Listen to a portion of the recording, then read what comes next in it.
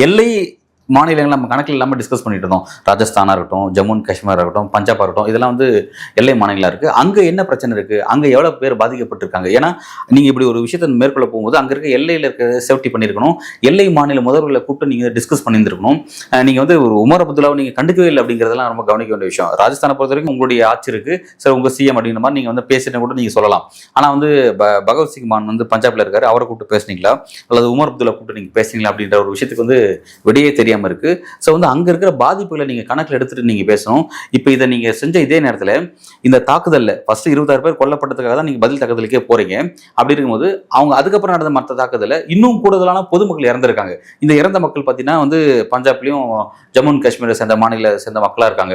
அந்த மக்களுக்கான ஒரு ஆறுதலை ஏன் நீங்க தெரியப்படுத்தல, அவங்களுக்கான ஒரு மௌனத்தில் ஏன் தெரியப்படுத்தல, அந்த ஃபீல்டுக்கு நீங்க போய் ஏன் அந்த மக்களை ஏன் பார்க்கல அப்படின்ற ஒரு கேள்வி இருக்கு. ஏன்னா வந்து அங்க உயிர் சேதம் மட்டும் நடக்கல, உயிர் சேதத்தை தாண்டி பொருள் சேதம் ஏற்பட்டிருக்கு, அவங்களுடைய பொருளாதார சேதம் ஏற்பட்டிருக்கு.